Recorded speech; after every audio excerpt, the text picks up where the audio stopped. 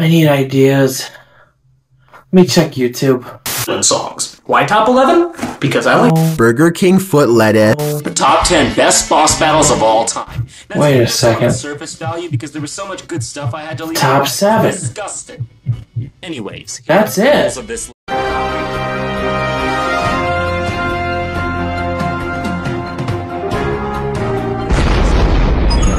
It's me, Mario. Snake, are you okay? Snake? Top 7. Genius idea. I wish I came up with it sooner. Here's how it's gonna work. Only one game per franchise. Otherwise, you'd have 500 Zeldas in this list. So, with that being said, what's number 7? Number 7. Starting off with the top 7, we have number 7. And it may be a little bit of a throwback, but it's GTA San Andreas. Not to be confused with the remake that we talked about in the previous video. Released in October of 2004 by Rockstar Games, it changed the way we looked at sandboxes and games as a whole. The sequel to 2002's critically acclaimed Vice City takes place in 1991 in San Andreas, the made-up fictional state, in the GTA universe. You play as the fictional character Carl Johnson, or CJ for short. For 2004, this game had pretty much anything you could think of for customization, from customizing your clothes all the way down to Carl's physique. It also featured amazing performances by voice actors and actors that we know today very well. It also featured one of the greatest soundtracks to grace a game. I mean, after all, you were pretty much listening to the radio stations 80% of the time. This is probably the game on this list that has had the most time put into it by me. For quite a while, this was the only game I played as a kid. Between the amount that you could do in the game with how big the map and activities were to the sheer story that came with the game, it not only raised the bar for how games should be, but to me it also became a game that no matter how many years have passed since the release, you could always go back and pick it up and have a good time. I'll always remember the days of printing out cheat codes at school to playing this game all night and having friends over, passing the controller around trying to get the highest wanted level for the longest amount of time.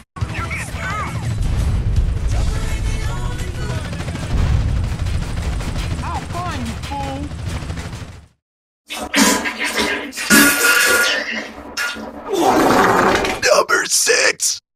Alright, like I said, the first few are going to be a bunch of rehashes to the last few videos I've done. Number 6 is GoldenEye for the N64. This may be a bit biased, just like number 1's going to be because, well, first of all, it's my top 7, but also, these are some of the first games I grew up with. Oh, to go back to the days of sitting on the couch with the controller cords stretching across the living room, playing multiplayer with some of your neighborhood friends, trying not to screen peek even though the screen was right there in front of you. But besides the multiplayer, you had a game that had an amazing single-player campaign. It took you pretty much through the movie as 007, putting you in scenes from the iconic film, with the same name. Rare Studios knocked it out of the park with this one, just like a lot of other games that they've had their hands on. Another thing Rare did very well with this game was the soundtrack, as mentioned in my previous video.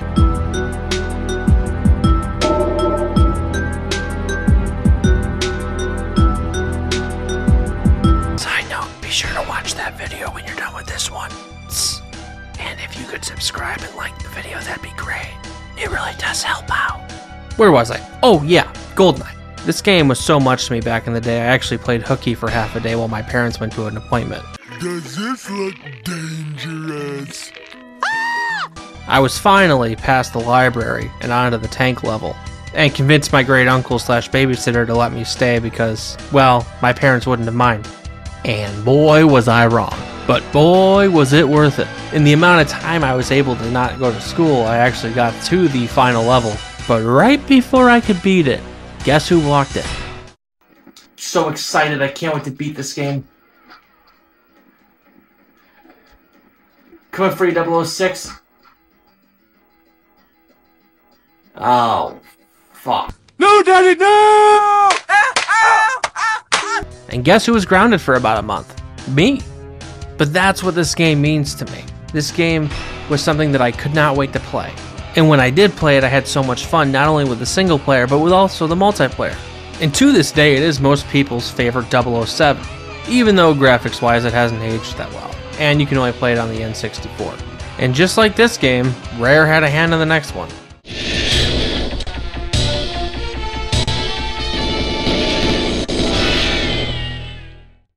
Let's see what kind of grails I can buy today. Ooh, what about Sculptor's Cut? This one right here. Mom, the credit card? Several days later. Oh boy. Clay Fighter Sculptor's Cut. I've been waiting so long for this one. Number 5. Banjo-Tooie. That's right, another recap.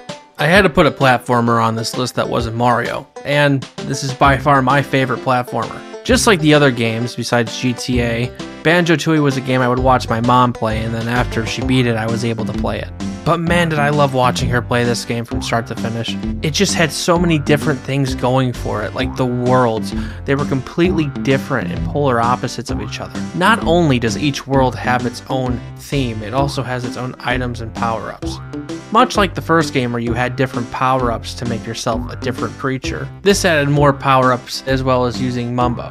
They even split up Banjo and Kazooie to do different moves, and progress through the game.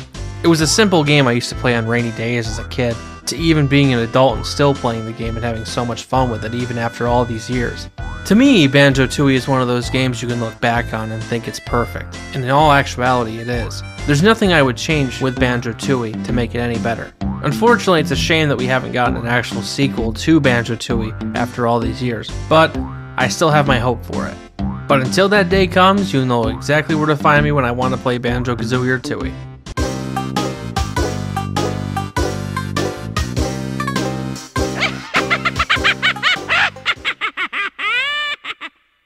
What up, guys?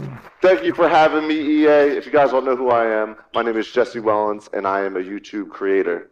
So, I am here... Yeah, number 4.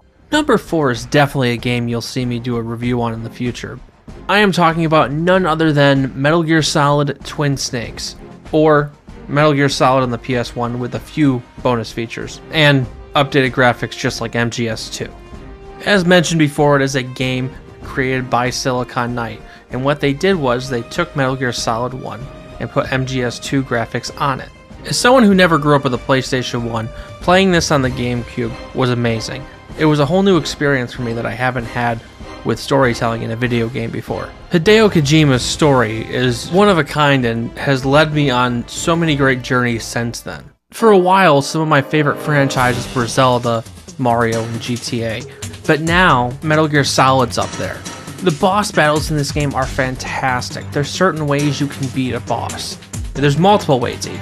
I mean, hell, for the longest time, I didn't even know how to beat Psycho Mantis. That is until I talked to my buddy who has played Metal Gear Solid more times than I can count, and it's like, oh yeah, just unplug the controller. Like, when would I think to ever do that? Now I'll read more deeply into your soul. No saved games. Your memory is completely clean. Or even the time where you have to find a radio station number, and they tell you to check the back of the box, and it's on the back of the game case. This game is so mind-blowing, and I don't even want to talk about the rest of it because it'll spoil the ending. That, and I want to make a video on it.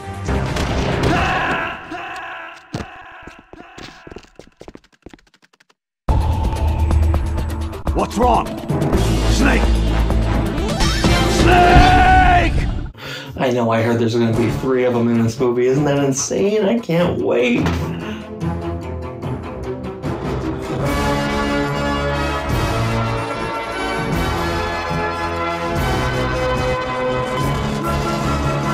Number 3. Super Metroid. I think we all know why this is one of my favorite games, but for those who don't, I'll explain. Picture being a kid and playing Mario, and realizing that all you have to do is go from the left to the right of the screen and that's it. So when I put in Super Metroid and wanted to give it a shot because the label looked cool, I was blown away. You start out fighting Ridley, and then you're trying to escape a lab, and you have a countdown that you're racing against. You're then brought to the planet Zebes where you have to hunt down the last Metroid, and to do so you have to backtrack a lot. Now as a kid I really never beat this game, nor did I even come close. But once I became an adult and picked it back up, I couldn't stop. It was like a mission to my younger self that I had to beat this. Another thing that makes this different from Mario is the unlockables. This is what made the backtracking worthwhile, unlocking new suits, new weapons, power-ups, abilities, you name it. And then when you had said power-ups, you got to use them in other places that you've already been but you couldn't get past, like on new doors or hidden places. And on top of that, you had boss battles that were pretty much on par with Zelda. And after beating this, I went back and played all the other ones, with anticipation for Dread coming out.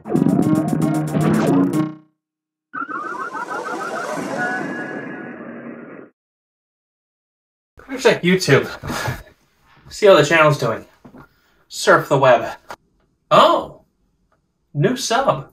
Holy shit. Mr. Beast? Wait a second. In this video, we're gonna do number 2.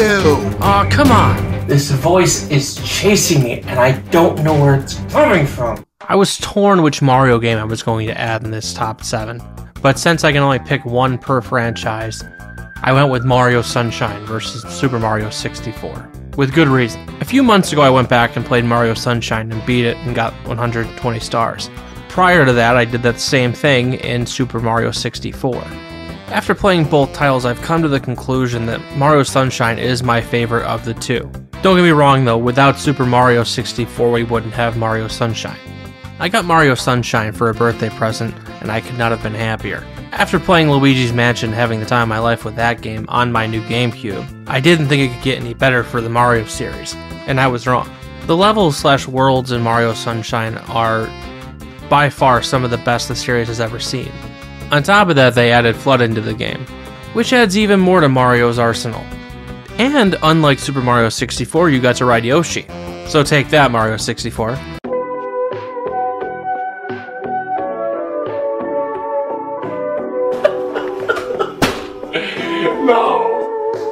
I had so much fun with this game as a kid, and I remember it being amazing from start to finish, even though it was a bit challenging. Which is something else I enjoy about this game more than Super Mario 64. It's a very challenging game that takes a few times each level to pass sometimes.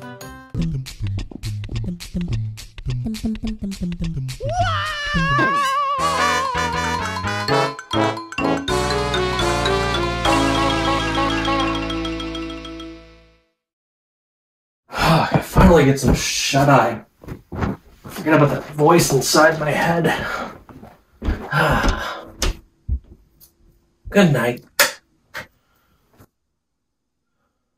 Number 1. Shut the fuck up! Ocarina of Time. Much can be said about this game, and I'm gonna say it. Like some of the other games on this list, this is a masterpiece from start to finish. This is the game that got me into gaming. I remember watching my mom play this, and I said to her, I want to play this. This looks amazing. She then told me to play through all of these Zeldas from NES to Ocarina of Time, including Zelda 2 Adventure of Link. And I did just that. It took me probably half a year, being a kid that age, playing Zelda, Zelda 2, A Link to the Past, and Link's Awakening, and beating all of them.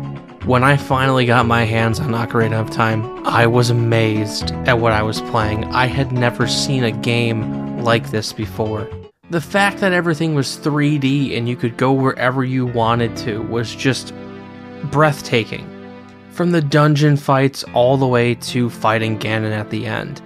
Everything about this game is just perfect. I have gone back and played this game at least once a year. This is my go-to game anytime I'm feeling nostalgic. For me, there will never be a game better than Ocarina of Time. And the reason for that is nostalgia, like I mentioned before. There's something about this game, to me, that is near and dear to my heart.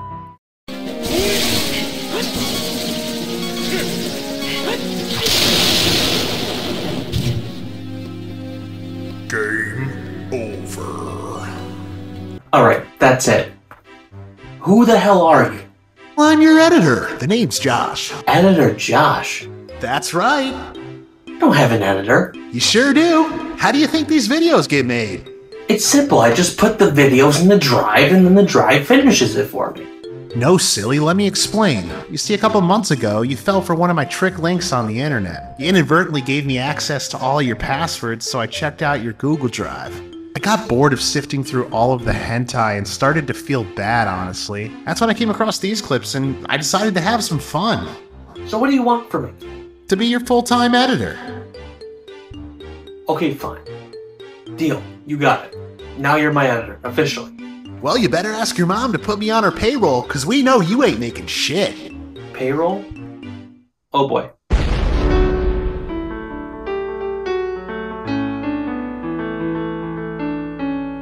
Nostalgia Road, subscribe to us. Nostalgia Road, subscribe to us. Nostalgia Road, now you know our name. We changed it once before from 64 play. Dylan takes you back to his favorite games, while his editor Josh tries to take the fame. Nostalgia Road, subscribe to us. Nostalgia Road, subscribe to us.